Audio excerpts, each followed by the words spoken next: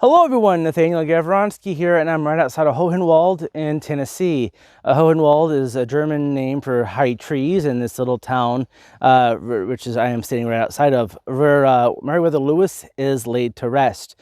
Now, Meriwether Lewis was famous from the Lewis and Clark Trail. He did the expedition with William Clark out to the northwest into the Pacific Ocean and back reported what he found to the United States government. Meriwether Lewis was born on August 18th in 1774. He was born in Virginia. He would grow up and join the U.S. military and was actually part of the regiment that helped put down the Whiskey Rebellion with George Washington. During this time period, he became acquainted with one of his commanding officers, William Clark. Meriwether Lewis would obtain the rank of captain, and he would retain that rank when he was appointed to the personal secretary of the President of the United States, Thomas Jefferson. Thomas Jefferson and Meriwether Lewis were really good friends. They had talked a lot, talked about traveling and about the new expansion of the United States, and they discussed what would become known as Manifest Destiny. So Jefferson really needed someone who he could trust to travel out and see what was out here.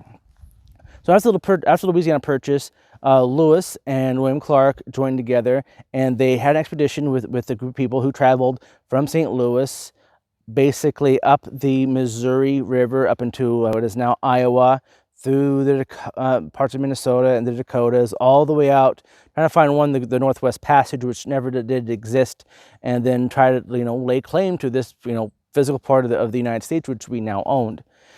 After the Lewis and Clark Trail was over, there's a lot of stuff going on about it, and I will probably do more videos about that later on, but I want to concentrate on just on Meriwether Lewis. So Meriwether Lewis, after the expedition, he was the popular one. He was the famous one at the point. William Clark becomes more famous afterwards, where Meriwether Lewis, his fame and his fortune dwindle afterwards. He is appointed as the second territorial governor of Louisiana, which is quite expansive, if you can imagine. He's held in St. Louis. Now, he had a problem with one of his secretaries of the territory, Frederick Bates. Bates actually wanted the territorial governor job and continuously undermined Meriwether Lewis as much as he possibly could at every turn. While Lewis was on a mission to help put down some squabbles between some of the Indian tribes, his missions that Lewis went on, he actually fronted a bunch of his own money to kind of reinstate one of the chiefs and to help this tribe and two of these tribes, make amends. Now, he was totally in belief that the federal government would reimburse him for this amount of money. Well, because of Frederick Bates and a poor mail system, which didn't really allow Lewis to correspond with his superiors very well, it was believed that possibly Lewis profited illegally from his times out here in the territory of Louisiana, and they wanted to make him, cover the cost himself. So he was traveling to Washington, D.C. to try to get the federal government to reimburse him for his money because his creditors were coming at him for not being able to pay his debts. So he leaves St. Louis and is traveling to Washington, D.C. and ends up having to change plans, going through water, go over land, ends up out here in Tennessee at a little place called Grinders kind of stable point, and it was a little hotel thing. There's a reproduction of it right behind the monument back there. Again, reproduction because the original one burnt down, but the original foundation is still there. You can come out and visit it and put your hands on it and touch the original foundation to the original building. But the building that is actually behind us is a reproduction, like a lot of things in U.S. history. The monument behind me, by the way, also reproduction. The original one got struck by lightning so many times they had to replace it. The original one is still visible in town. You can visit it. It's right next to one of this old famous hotels there in town. So Meriwether Lewis comes to this place in October of 1809. And on October 11th, 1809, he apparently commits suicide by shooting himself just above his gluteus maximus muscles on one side, and then switching hands and shooting himself in the head with the other hand. The gun that was found at the scene did not match the caliber or the wounds in his body. There was blood found on him that was not his own. He was dragged out in his full Masonic regalia. At the time, and even Jefferson believed that it was probably suicide, but contemporary people believe that most likely he was murdered. People were gunning for him ever since he became territorial governor of Louisiana. People didn't like him. They couldn't explain why they didn't like him. They just didn't like him, and he knew this. And he was trying, and that's why he changed his route a couple times, because of reasons we don't entirely know, but we believe now that maybe he knew someone was after him.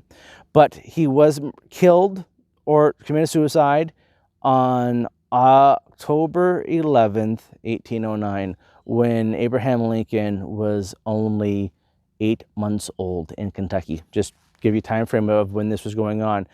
His body was put to rest out here. Now they get a small marker. They don't really know which one it was his. In the mid 1800s, the state of Tennessee did want to put a monument up, so they had to dig up all the bodies. And someone had to dig up and open up all the caskets, and I actually finally identify which one was Lewis's, and that's where this monument here stands today. Lewis is a very interesting figure in U.S. history. If it wasn't for him and his relationship with Thomas Jefferson, who knows how Manifest Destiny would have taken place.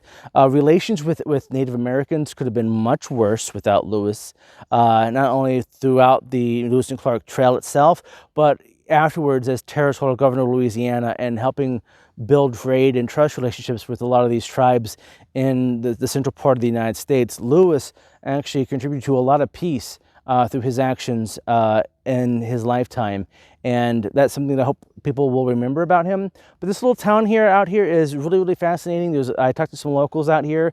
There's a lot of really interesting things about the community from the times of first settlement through the Civil War and afterwards. So if you're going to be out here in this part of Tennessee, please come check out the monument here for Meriwether Lewis. There's also an old trade route here for the Native Americans that came across here.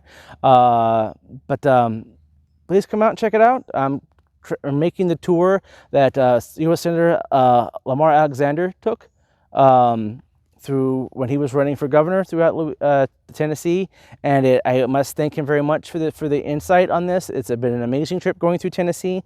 I recommend everyone taking his little tour, and I hope you guys are enjoying this. Please like and subscribe and share these videos, and I will see you in the next one.